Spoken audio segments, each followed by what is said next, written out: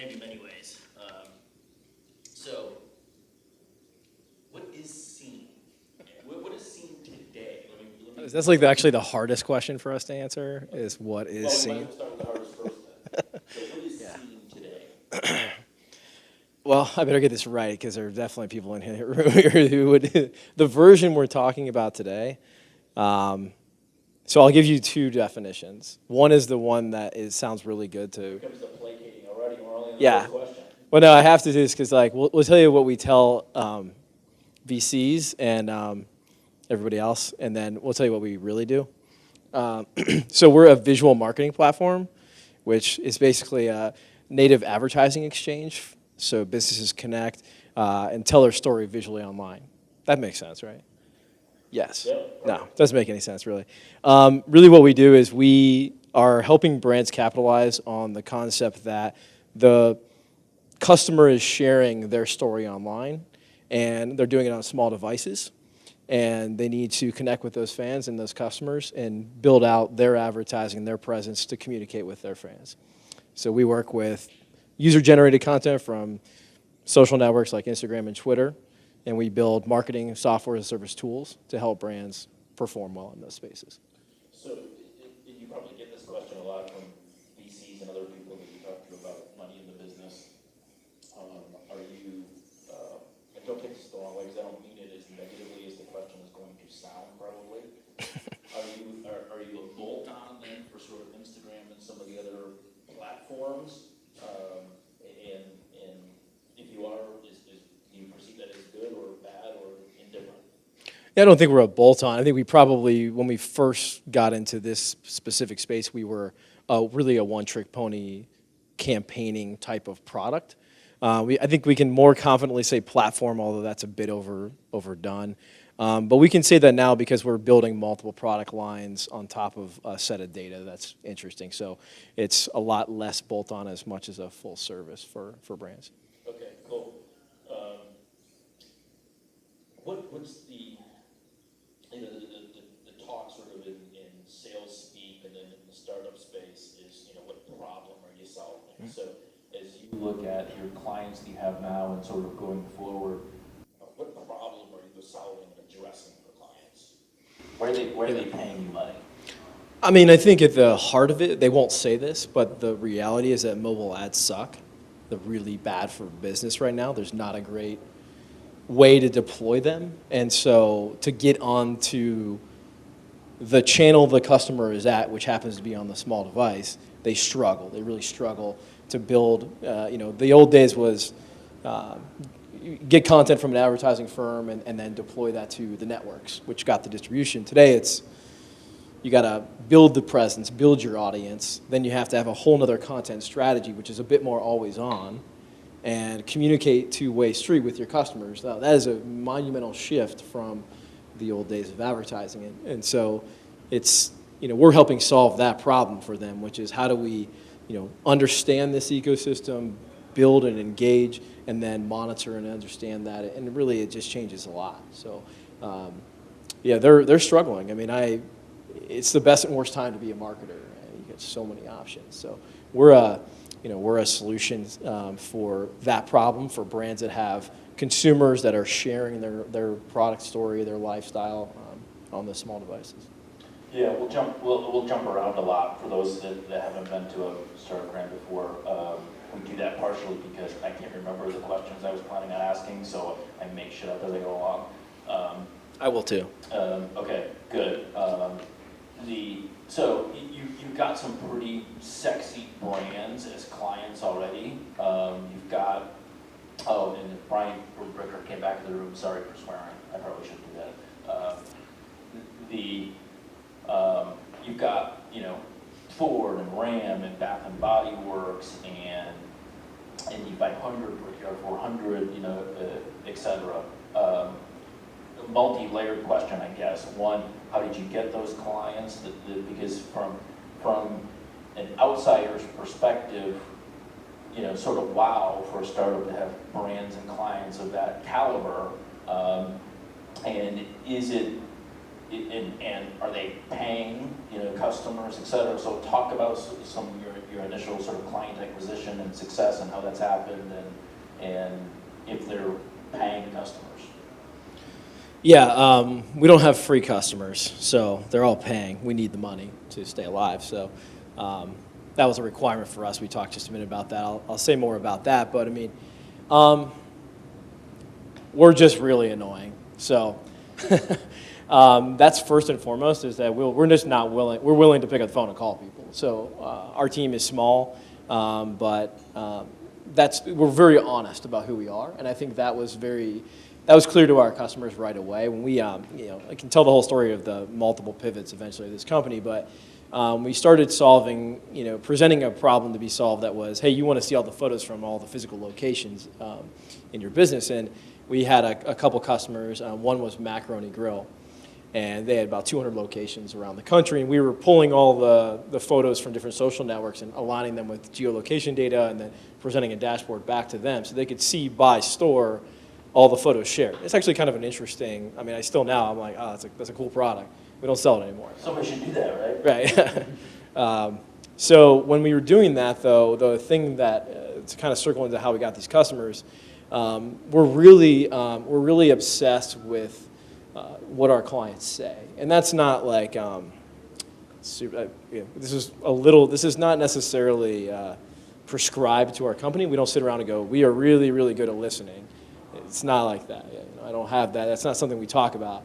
But we actually we needed the business, right? We needed validation. We needed money from our customers. So we just kind of got obsessed with listening to the problem.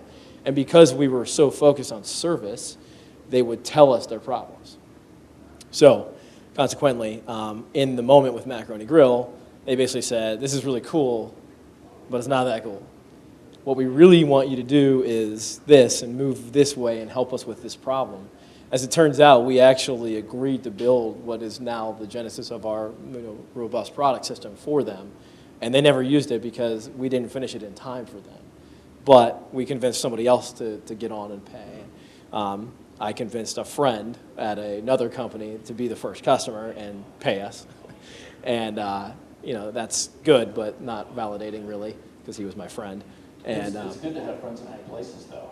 Yeah, he was willing to spend some money, and it made it sound like we had a really good customer to release the product with. And so through that, we've demonstrated a high level of service.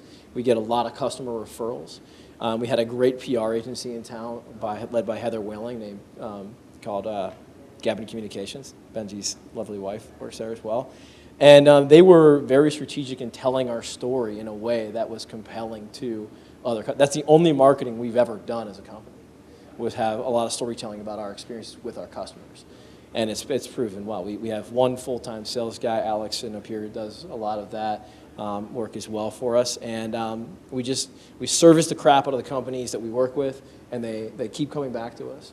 And I think we do actually we provide value, and we charge them a lot of money, a lot relative to our competitors. And so they're good to us. So you mentioned sort of from a marketing perspective that you worked with Gavin and you did some PR initially. What has been your funding model so far?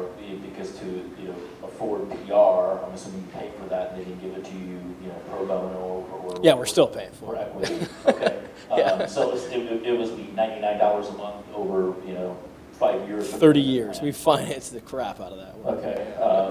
That's generous of them. Yeah. So how have you funded the business to this point? Yeah, so I mean, for those who don't know, this company was originally called Fly Much, which, in my heart was the product that we originally thought we were going to solve. So on the idea of managing your rewards points, which became managing recommendations for locations for travel, we raised just under $1 million from AuTAF and other private angels here in town. Bill and other people were. We sold it on a PowerPoint slide, and it touches your heart because a lot of people travel and they feel this problem, and it's something that definitely felt the need to be solved. So we raised that money and we learned a lot actually in the first year. Subsequently, then went back to our investors, said, "Hey, that didn't work." But we did learn a lot, and we presented a case for keeping us alive and moving on, and so they supported us, and then. we've basically, kept that money from our investors, angel, seed money, whatever you want to call it. And now we're funding ourselves through revenue. We're raising money to grow faster, but we are close to that really good self-sustaining spot. So it's, by most people's account who are in a startup, thinking about doing a startup, have an idea, you've crossed a couple of key thresholds, right? You raised money, you got some decent brands as clients, right? You're self-sustaining now. So, well, that all sounds really, really awesome. You sort of succeeded, right?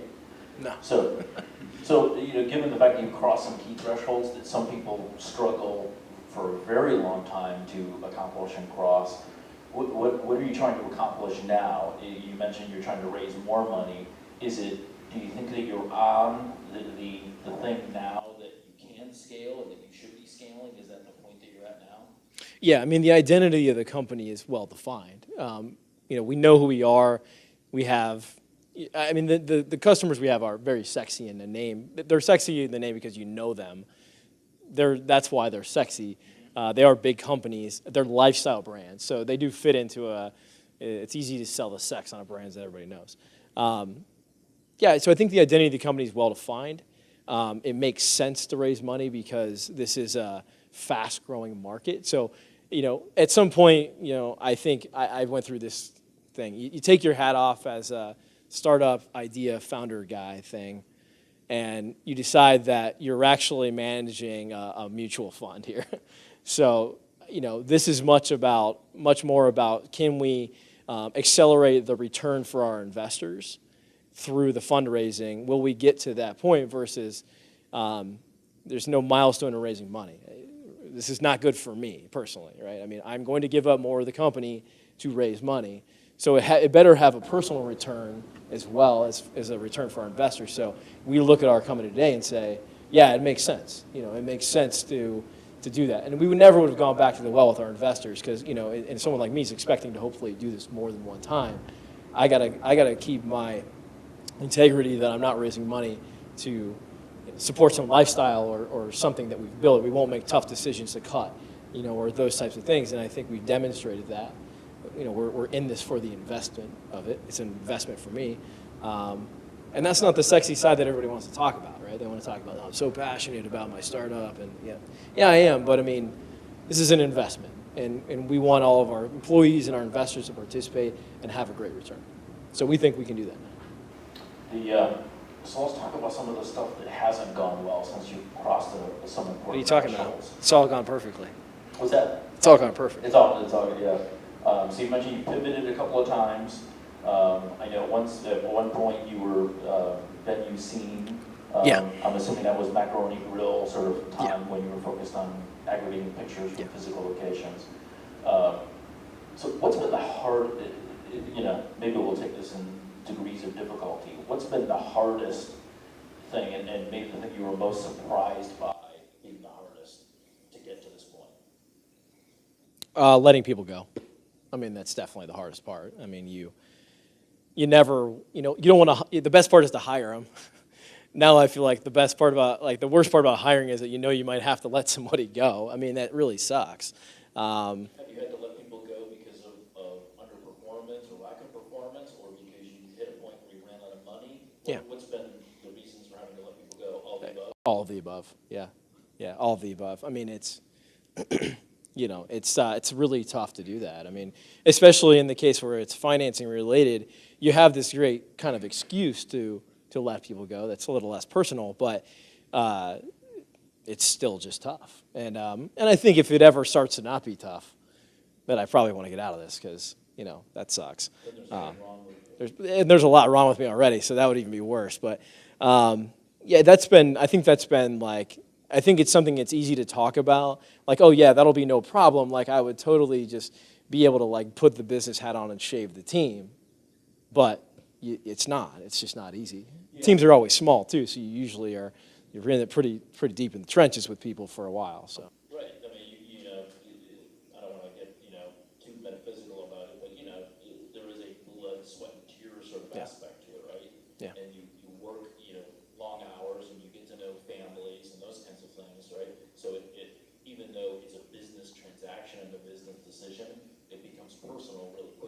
Sure.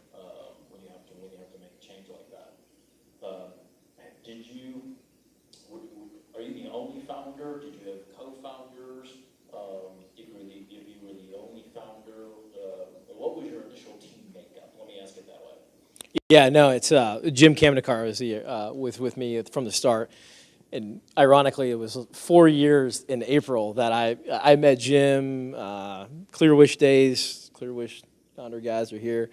And I'd asked Jim about some e-commerce questions we had, and then, we end up talking more about.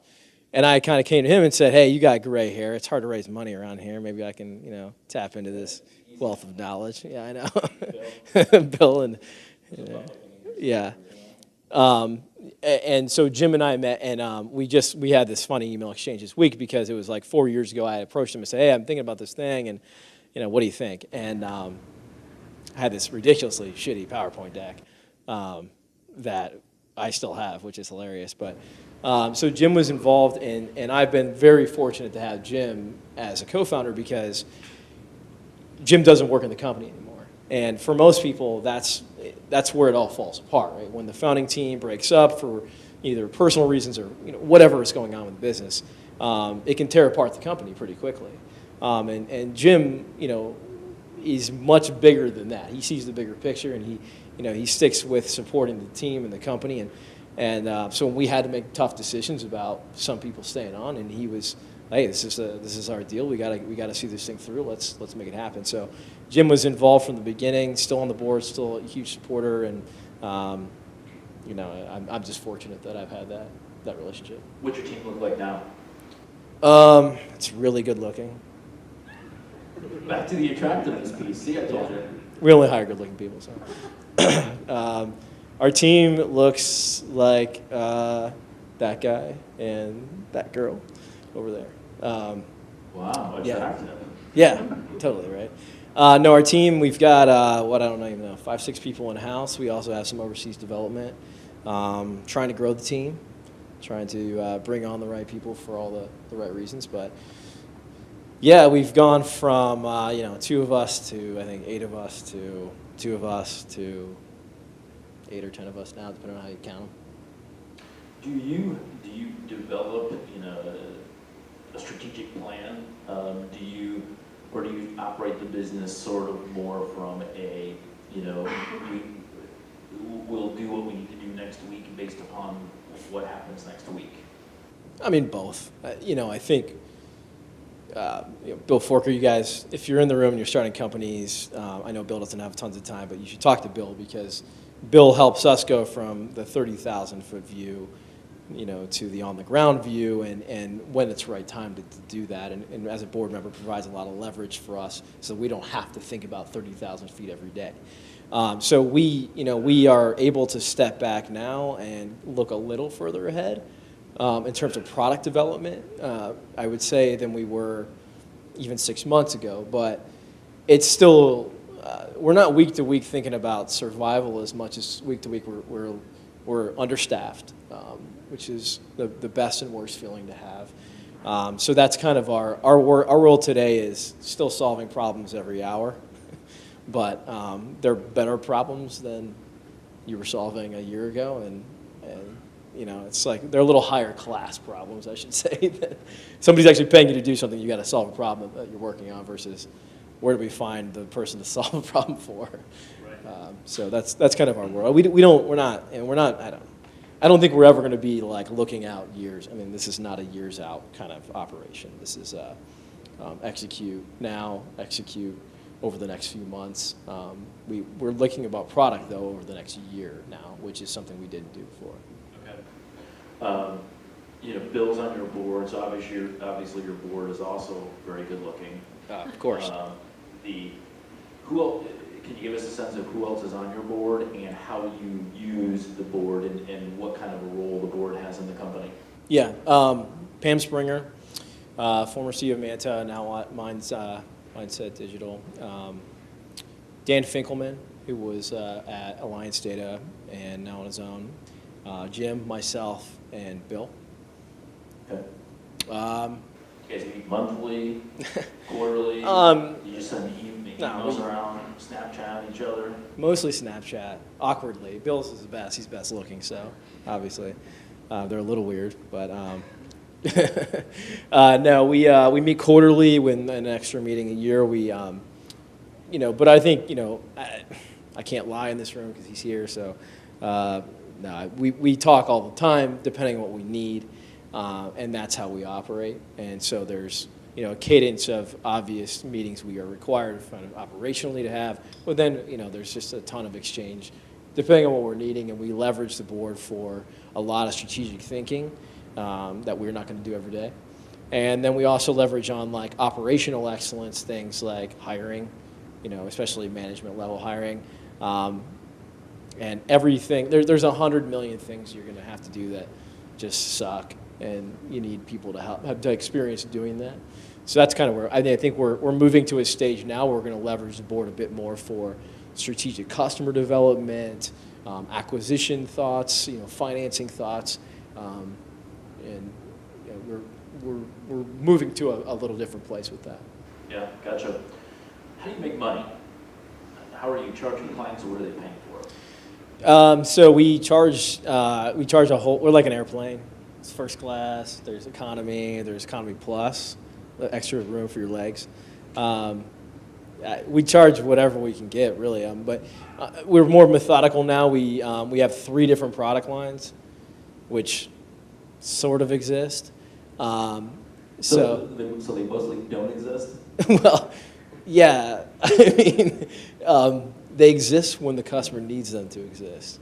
No, we say that because depending on the perspective of our client, they actually, I can give you a piece of rope and tell you that you tie your boat up, and then I give the same piece of rope to you and tell you it's for mountain climbing, and I'm going to charge you more for it. Yeah, well, that's the way it works. So we do a little bit of that.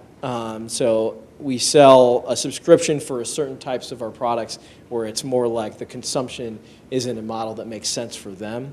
And then we sell on a per campaign basis based more like an ad buying model for our network. So as an example, if you're running a hashtag campaign that's with photos, you're going to pay out just a monthly subscription to the platform fee. If you're looking to tap into our influencer network, you're going to buy like you would media, and reach and content creation is more important. And we charge 10 times the amount that we do for the platform for that. Okay. I do have to say that we participated, with Tech Columbus in a program called First Connect, and it's a group of CIOs around town to get together once a month, and 2 startups a month come in and present, and Brian presented, I don't remember what month it was, on ISEEN, and that's when it sort of clicked that wanted to have you come and do a startup grind, because your presentation, and I've seen you speak a couple of times, and for those that are old enough to remember, like me, Brian actually used to be part of WakeUp StartUp, one of the key sort of drivers there with Dan Rockwell and doing that on a monthly basis. That's when he was young and didn't have any money and wasn't that good looking. I think your presentation style sort of goes to the book comment. The thing that struck me at the First Connect thing, a slide in your deck would come up, and you would say, and you'd look at it, and you would say something like, "I'll skip this bullshit," and then the next one would come up and you'd say, "I already told you that, skip that." So you actually probably talked about 3 slides in the whole deck, which I think is actually really, I don't know if that's a strategy of yours, but it's actually really effective, because it makes people want to Yes, know. it was definitely a strategy.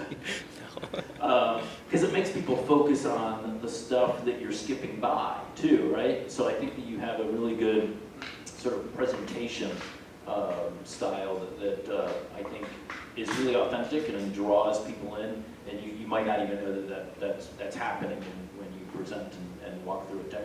That's probably why your crappy deck initially, you actually gave like a Jim on board. Yeah. Because you were probably so self-effacing that the idea was so bad that he figured, well, maybe this guy will actually make it work because he thinks it's so bad, even though it's That's probably true, because it was pretty bad.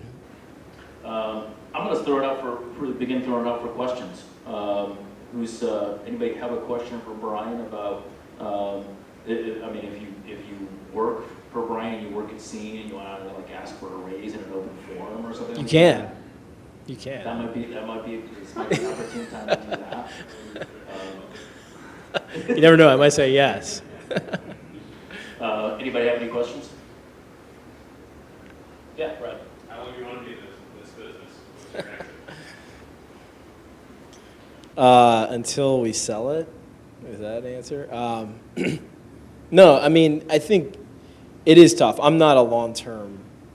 These are tours of duty to me, so I don't even know what a career is. I'm totally unemployable at this point, so I don't have a career that I think about really. I do love this. I love creating products, solving problems, doing this stuff. I love the idea of putting the team together, and so I like this. I never thought I'd be doing this for this long, and probably. You really didn't think it would work.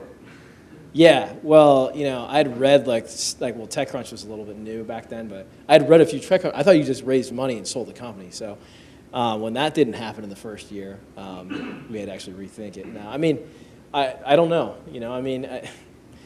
We've changed so many times, and now we have.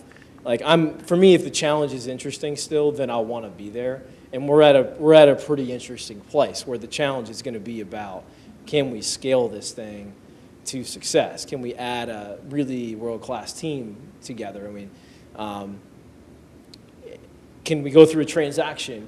That's stuff I've never done in a meaningful way. Or you've done it on somebody else's dime, which is different. So if it becomes really boring, I'll probably want to be out. It's not that boring right now at all, so I think I'll stick with it. But I definitely will be ready for the next challenge. I think, any good entrepreneur who tells you they're going to do this forever, they're either like Jeff Bezos or they're full of shit. So, because it's not easy. It's not. It's not fun all the time. But it's fun when you're having success, and when people like Alex, stick with you for a long time through this. Then there is even more behind it than just this company being successful. It's also watching people grow and evolve and take on challenges. And for me, it's been a lot about guys like Bill who've been through this for literally from the very start. That's important to me too, to see it through with them as long as I'm the right person. So the other part of this is, there's probably a good time if we are really growing fast that I may not be the right guy for the job, and I'm actually okay with that. I don't really. I'd rather this is an investment for me. I also, at that time, kick me out, and I'll be a little grumpy for a week, but I'll get over it. It's fine. How could they get rid of somebody that wears purple and blue socks? Yeah. Thank you. It doesn't happen. Yeah, it was dark, but I could still wear it. Do they match? Yeah, no, they're legit Okay, the same right. socks. You put you on they're the Yeah. same. Okay. I assumed that they were when they were held together. I didn't even look. Okay. As you think about the path forward, and we talked to beforehand that sometimes it's not whether someone or a startup has the best idea, because you're almost always going to pivot, if not once, maybe a dozen times to get to the thing that you can actually do that solves a problem that people will pay you money for. It's as this thing sort of says, it's the struggle, right, of being able to the grind, of being able to hang in there until you figure out what that is, until you cross some of those success thresholds. Have there been moments where you thought about giving up, wanted to give up, wanted to go get a real job and start a real career path?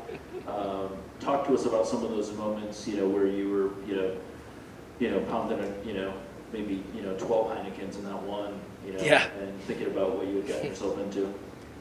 Yeah. By the way, you can ask really tough questions or weird or awkward ones. I'll say whatever. There's a lot of really tough moments. I don't think I've ever thought about giving up because I wasn't willing to suffer through it.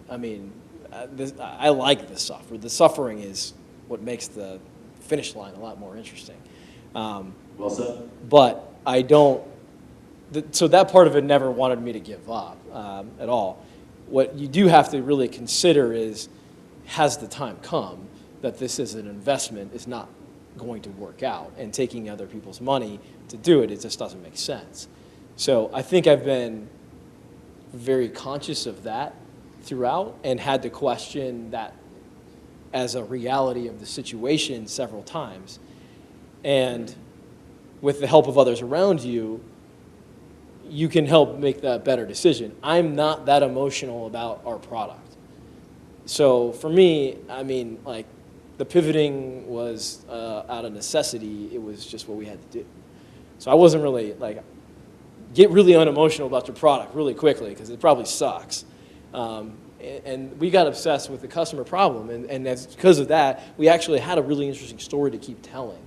And like I said, when you know I'm willing to suffer, and other people are willing to suffer with you, then you kind of like, okay, well, this is gonna suck for a little while, fine. But if it makes sense, if we're customers still paying us, like if there's still that like inkling of hope, and not by accident, like it's legit like hope, then there may be a reason to keep going. And so we had a lot of the indicators lined up. With the help of your board, you can look at, like, is this a real market? Like, is there actually people there besides, your friend that was willing to pay you? And we just made it just enough, honestly, like just enough times that you make it through. And the wins outweigh the suffering. I mean, anybody can run 20 miles. It's the last 6 that are like the real test. And I don't know about that. We just bought an elliptical. And that doesn't count. Yeah, and I got on it, and the first time I got on it, I lasted for 2 minutes, and I thought I was going to die, honestly. Man, you got to get in shape. I don't That's think bad. I told you I was old. I don't think I could make it 20 miles. Anyway. But yeah, it sucks. You just got to be prepared for that. I mean, it's just, if you're not ready to just really put your head down and go to work. And so if I ever thought about getting a real job, I mean, not other than having to provide for paying the mortgage in my house and my family and stuff, like, other than that, no. I mean, I don't need a whole lot. Yeah, doesn't really matter. So you've experienced the Columbus startup ecosystem.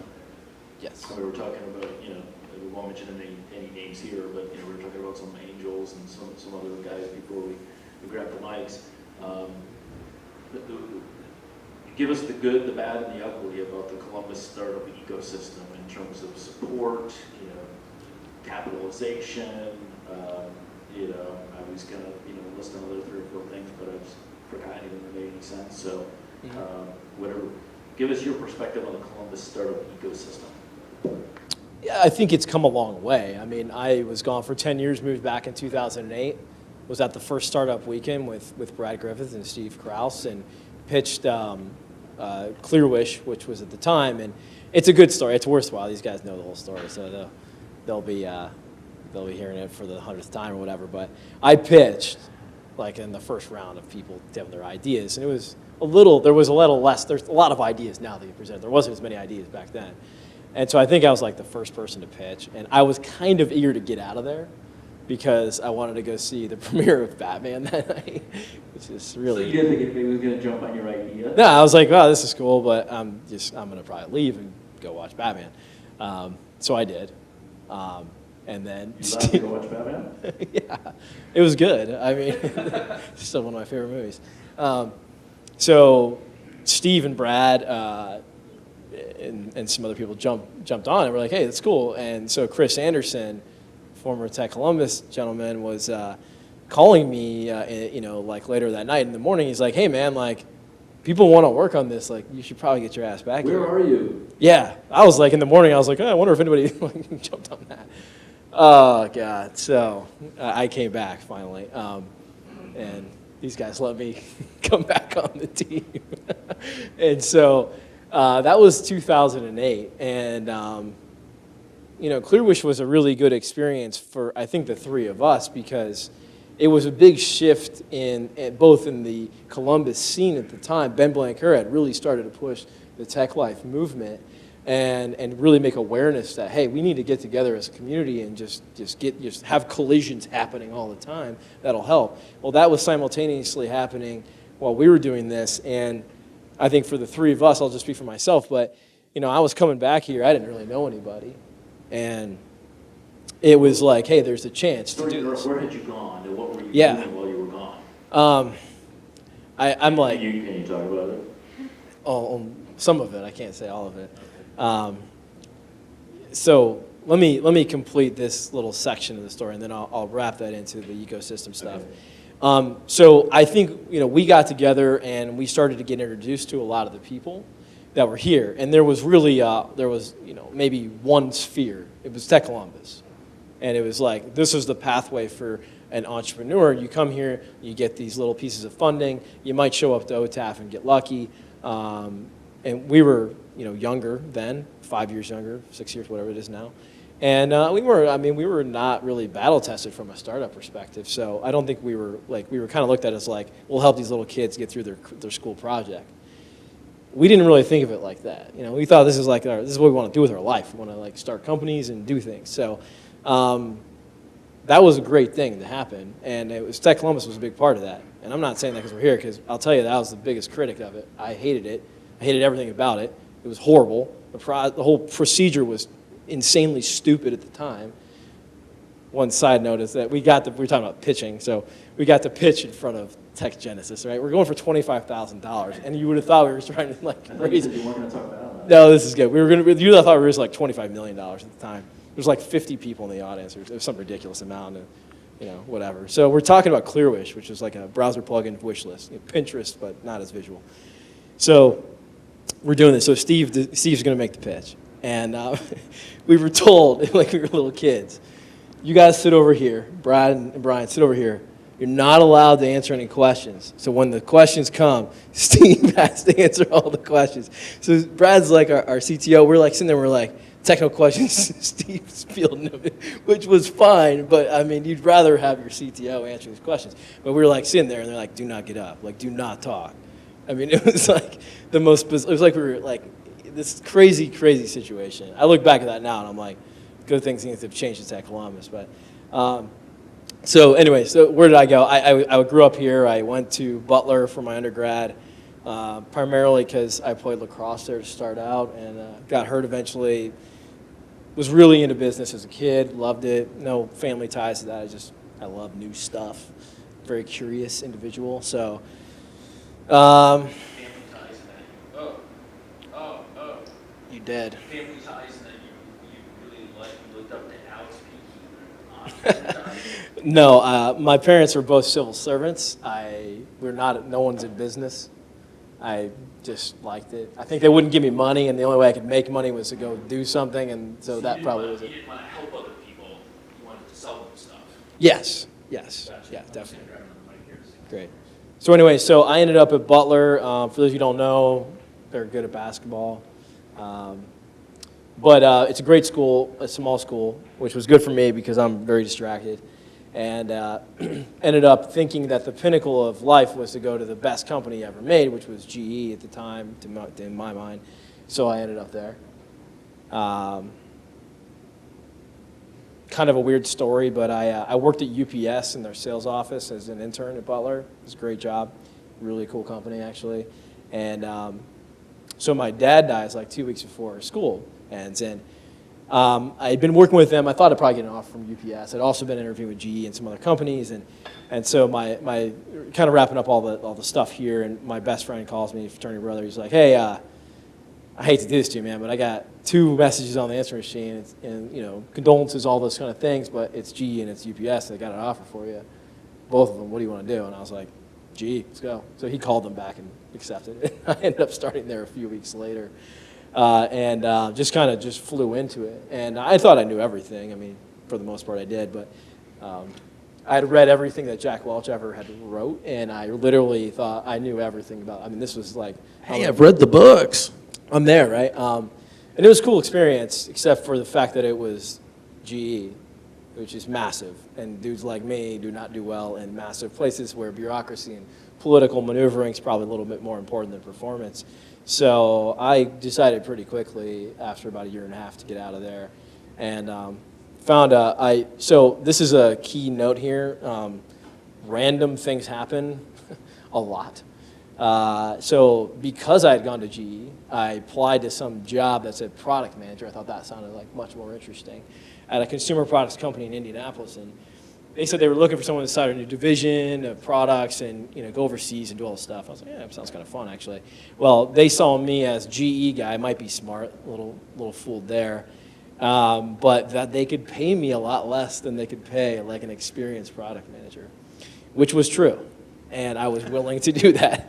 So I did, and for the next 3 years, I spent most of my time going back and forth between China and here, setting up manufacturing, developing products for the big boxes.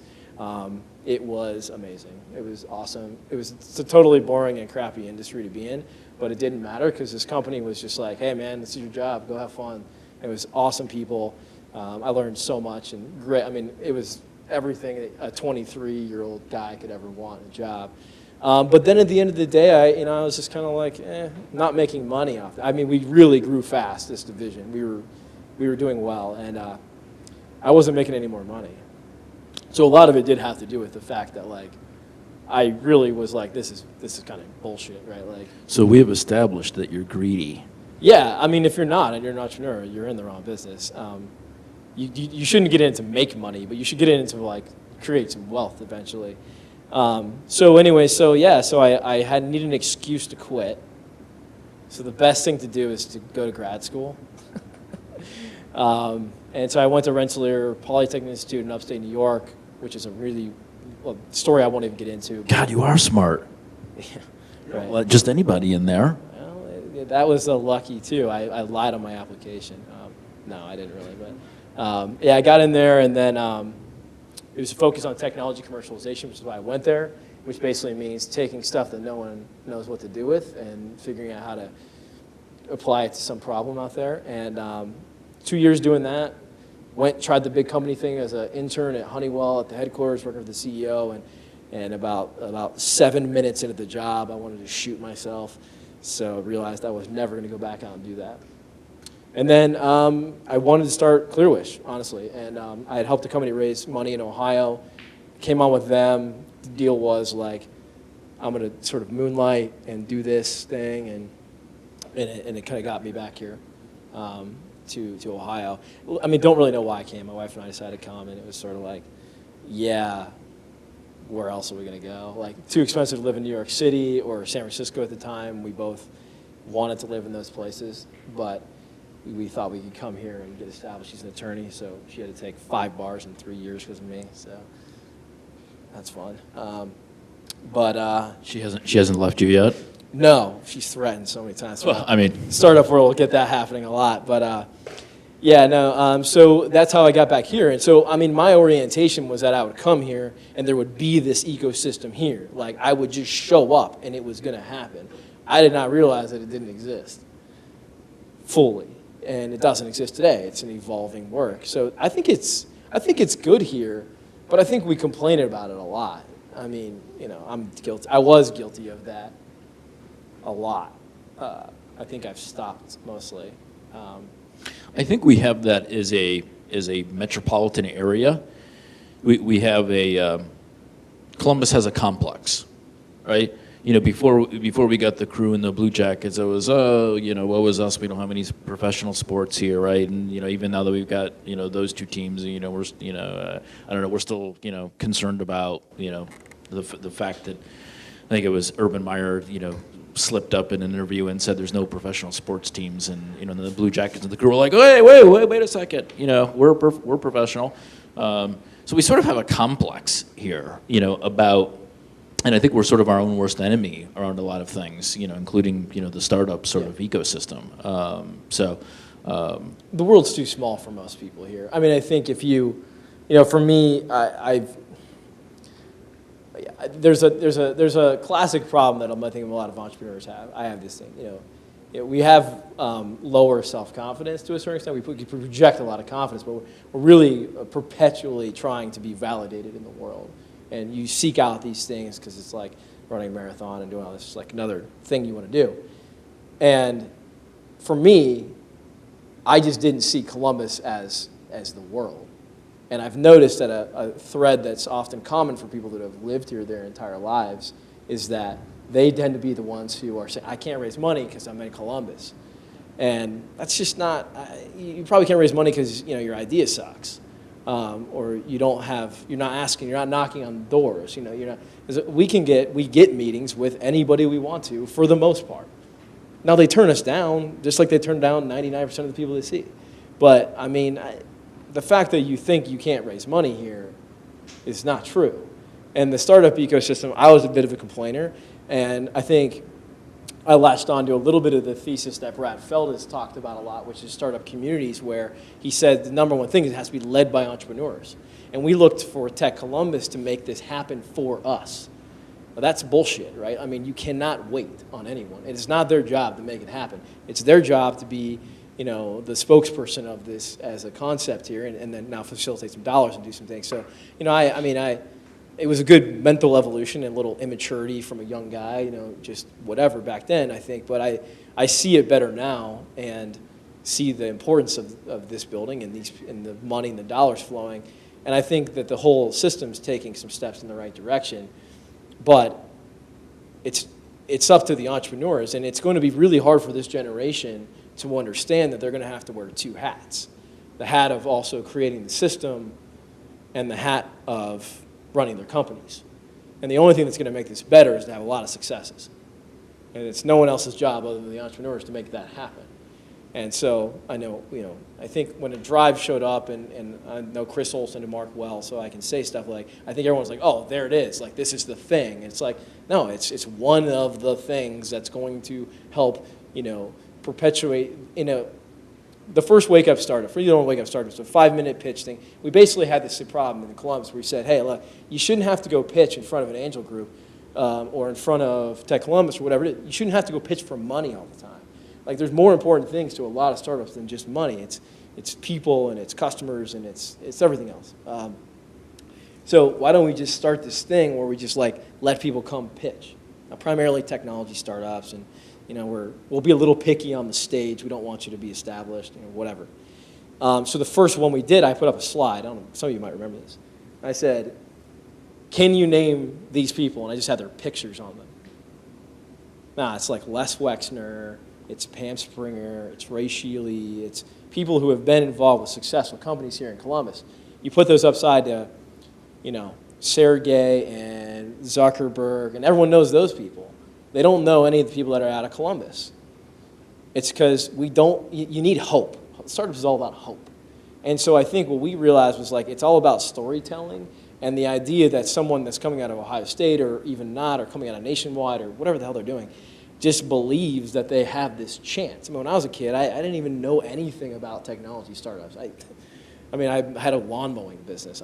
Restaurants. That was kind of business orientation I had. So for me, that was I think that was an eye opener. Was that open your eyes up, develop stories, find the right people, and our generation of people and entrepreneurs is going to have to wear the hat of being successful creators of the ecosystem and the companies, and then we're going to have to reinvest in this place. And there's hopefully going to be a lot more of us at that time, to perpetuate the growth. But we're 10 years away. I mean, these are 10 and 20-year segments. So if you're starting a company and you think, I got to raise money tomorrow, you better go make it happen, and just look in the mirror a few times. I mean, it's tough. It's tough for me today to get motivated to do that myself. So.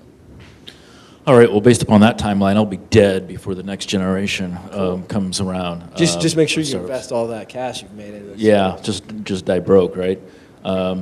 All right, more questions. I think you had one in the back earlier. Do you remember what your question was? Sorry for just now getting back to you. I think I was wondering, even though marketing space is pretty competitive, right? How do you measure the value they actually add to the client? Because from the client perspective, they have all these channels that they market to, right? And they're constantly, measuring the value that each channel is providing. So I was wondering, if you do this on your end, how do you actually get feedback from clients? So I'll try to repeat the question. John Houston's trained me on this now, so so well that I know how to repeat the question.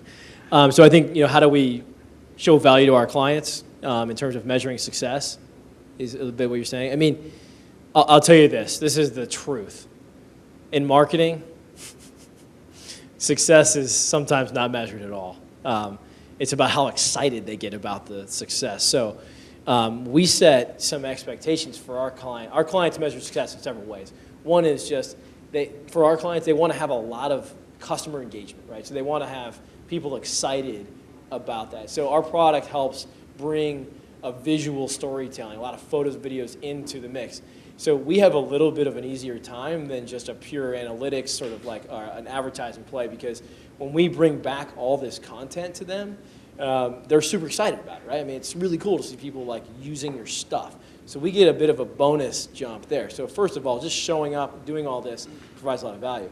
I mean, at the end of the day, what we're going to be measured by is how far can we get them to acquire new customers. And that's really, at the end of the day, what all advertising is trying to do is, sell more stuff. That's our goal. But our goal is to help facilitate the brand getting their message across cleaner. And I mean, kind of thematically, we don't say this a lot in the company, and I don't probably say it enough, is like, I just say, marketing doesn't have to suck. A lot of marketing sucks. And we kind of believe that, like, this doesn't have to suck. This can be really fun and interesting. And we put ourselves in our customers' shoes. We talk all the time like, oh my God, this campaign design sucks. Like, this isn't how I would want to feel and treated as a customer. So we measure success in a lot of traditional media metrics, reach and impressions and emails and all that kind of stuff to really validate the statement of work. But at the end of the day, we sell excitement, we sell a lot of content, we sell a lot of interest, and we sell a happier customer. If they think their customer is engaged and more satisfied, then we've probably done our job by facilitating that. We don't actually make them happy. We just facilitate that for the brand. Other questions? Man, this is easy. Yeah, Aaron. Question about your board. How did you build your board? At what point in time did you decide how you listen to people? How did it grow? Yeah, I mean, Zach and AuTAF, I think the one thing that for a company early starting out that is very helpful is that, a group like AuTAF can help prescribe very good standards for operating the company. So, they're gonna help you do that by, in their fundraising efforts, they're gonna say, a 5-person board, there's sort of a prescription to like who's on it. And so there's some help there. By just taking investment from people that are organized, you get that help. So that's one sort of logistical thing that definitely happens. And Zach and his team and the attorneys in town, they all work together. It's very, understandable system. Moving on to strategic things. So, we did some things early on as a point of validation that we weren't talking completely out of our asses. So, you got to get some confidence and some big balls, I guess, that's what you say, and just not be afraid to reach out to people. So I contacted a former CTO of Expedia when we were starting out as a travel wannabe startup and said, hey, are we crazy? This is what we're thinking. Would you join the board? And sort of a couple good things. I mean, a lot of good validation came out of that. He was out of Seattle, which is a travel hotbed of startups where Expedia was founded and a lot of other companies. So that was great. He was a thoughtful person. He'd been in the industry, high-level technical person too. There was a downside to that move for us is he did not invest cash in the company. So if I was coaching a new entrepreneur, I would probably say a move that you might not want to make, or think about the trade-offs you're going to have in explaining that, and that person's commitment to the company overall. At the time, it was the right thing, I think, to do, but now looking back, I might have seconded that decision, for someone else. Yeah, so we were really thinking strategically about travel at that point. Sounds like a great name to have. It was. I mean, he was a good guy. It's just, I know other good guys. And Bill was an easy grab for us for a couple of reasons. One, he satisfied our AuTAF requirement for having a seat as a preferred shareholder, but also Bill was on before that with us. We wanted Bill. Bill's a strategic thinker. He's game theory strategist. Really good guy. I don't even have to say that. He knows how much I like him. He likes beer, so that aligned as well. So, we had the, 2 co-founder seats. We had our AuTAF member. We had independent director. And we kind of flew like that for a while. We flew that as that, and we were okay with that. But just like we had to evolve the team, you got to think strategically about evolving the board too. So just to be clear, there's board compensation involved, and there is thinking about the seats. So there's some good. I don't like to prescribe a book to be something to look at necessarily, but Steve Blank does a really good job in the 4 Steps to Epiphany of thinking about what is the natural progression of a company at certain stages? What are the things to consider you may want to have on your board strategically? I would say the hardest part in Columbus to do this is to think about not having board members from Columbus, number 1. And number 2 is to find people who have really actually been through the startup process. You'll want a mix of those people. So from our board standpoint, we have some of that, but that's the benefit of the Valley, right? I mean, that's the one thing they've got is you're investing, and your board is like, it can be just ridiculous with people who have been through this in the last 5 years. They've started and sold a company and been through a lot of that stuff.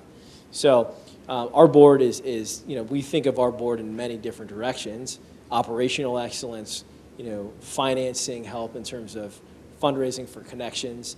We think of it about customer connections and acquisition. That's how we think about it. I mean, and I don't have a lot of experience in this, but I would say it's probably harder to change board members than employees sometimes.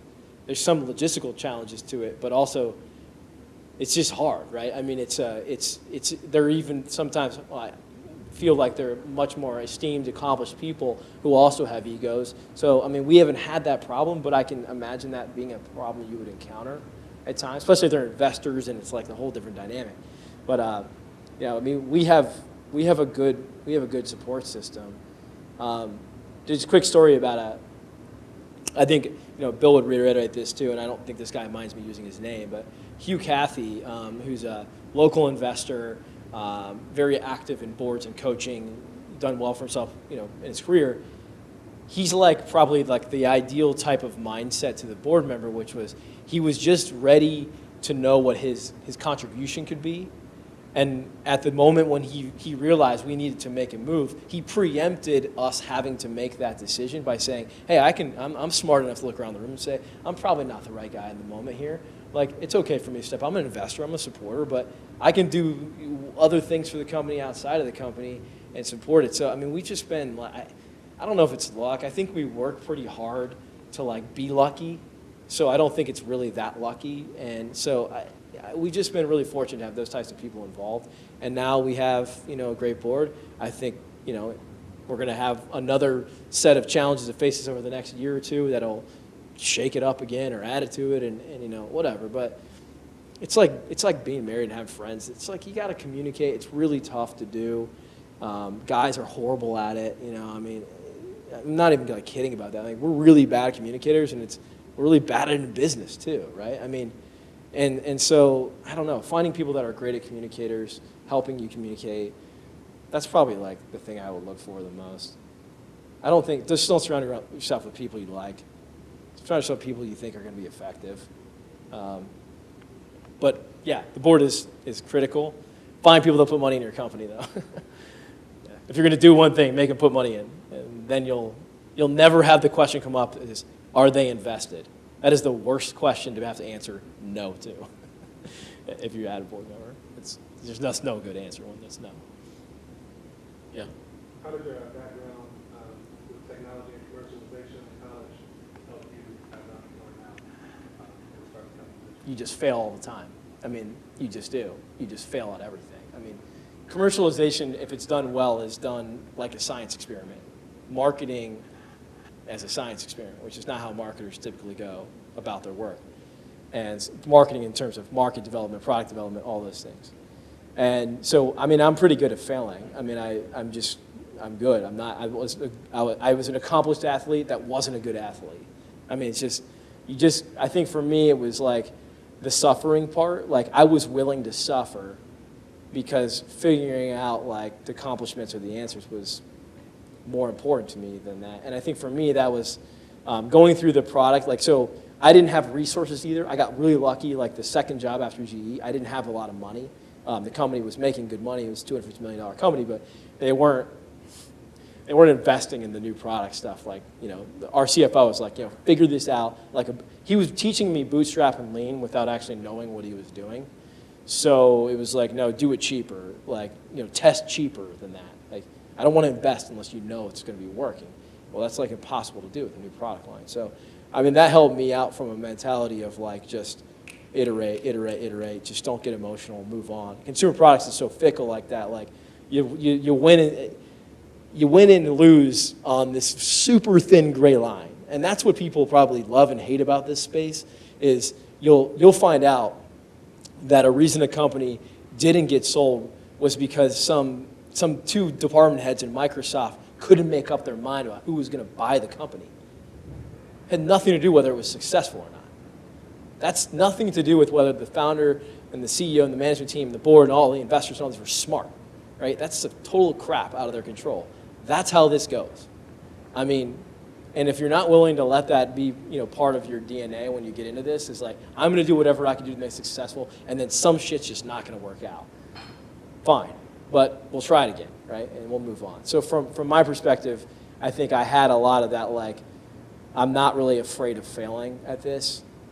I'm more afraid of not trying. And I think that was, the fear of regret was larger than the fear of failure for me. Any other questions? That's bullshit, Steve. I was expecting it. You sat up front. You were taking notes. I love bow ties. I think we should start a bow tie site. I've I'm just curious, you got like New Balance, you got ESPN as clients, like how does somebody from Columbus make that connection and like actually close the deal? I know you said you call into Nebraska, but like how do you get over to Bristol or Boston and actually get in the door, sit down? Do you guys have to go to them or they come to you or how's that process work exactly? I've only met like 3 of our customers ever. So I don't know. I mean, we don't meet many of them. I mean, we sell online. We sell through Join Me. We do great discussions about how do we get them up. Honestly, like I'd say that cold calling has yielded us less than 10% of our business ever. So when I say we're willing to call a lot, that doesn't necessarily pay off. We do a lot of storytelling through Gebben, through our PR firm. And so people discover us because we write to the problem story really well. So somebody like ESPN, them and their agency found us because we were featured in articles online about emerging marketing technology or whatnot. It's easy to close a deal when they need you, honestly. I mean, most of our customers really needed us badly. They had either done something and screwed it up or wanted to do something new and didn't want to build. So again, being attentive to the problem, I mean, we've just been really focused on that, and that's been helpful. I mean, we're also, I don't know, we're really good at service. Like, it's really hard to explain, but I do think that, like, we're not cocky at all, so we just show up and we're very open about things, and, we're also willing to sell a little bit that we don't have, maybe a lot sometimes, and that freaks out, the team. First time, second time when you're like on a call and they're like, so can you do this? And you're like, yes. And everyone's like, no. And then you're like, well, we have to figure it out. Like, we have to land ESPN because even if we don't make as much money, it's a losing deal for us. The fact that we could walk into the next 6 deals and say we did that means so much more, right? And your gut will tell you, like, go for this deal. Like, we got to get it. And we were only one time we're ever in a competitive deal, I think, was that deal. And it was with they probably said the same thing on some bogus organization. That's what they were saying about us, which was true. Neither one of us actually had the product they wanted, but we both said we did. And we just built it. I mean, it's just the way it works. And then you learn, you're like, oh, that was cool. But, we learned from them. We never wanted to go after that type of deal again. It was the wrong deal for us. It was down market. It was cheap. It was a sexy brand. But that agency still keeps coming back to us and giving us business because we just delivered. I mean, if I hear one thing from our customer is that we're always there and we're always delivering, and even when we screw up stuff a lot. I mean, you know, it's broken or it's jacked up or whatever it is, but we're there, you know, we're holding their hands at 2 a.m. saying, hey, it's gonna be okay. Alex is, at least. I'm usually sleeping. Jillian is gonna find that out hard. She's like, oh, this is great. Well, not yet. So I think that, honestly, like I think that's helped us a ton to just secure trust with customers, and they'll keep coming back, because the hardest thing for them, the biggest fear they have is, as a marketer, is jacking it up, right? They're not going to do this, they're not going to deliver, the agencies are all freaked out. So if you provide that one layer of trust for them and deliver, and you're there, it's harder to win than whether or not the product was perfectly flawless. So that's how we do it. We just keep doing that. Now we got to figure out how to scale that model. That model's not scalable at all. But Alex is figuring that out. So I just figure he'll get that done next week. So, right? Yeah, it's done. Yeah, cool. So we're scaling tomorrow. Perfect. Well, so the next week plan actually became the tomorrow plan. So that's how it's that's a terrific outcome for you out of this. Any other final questions? Thanks so much for doing this. Really appreciate Thanks it. a lot for having me. Thanks. Thanks.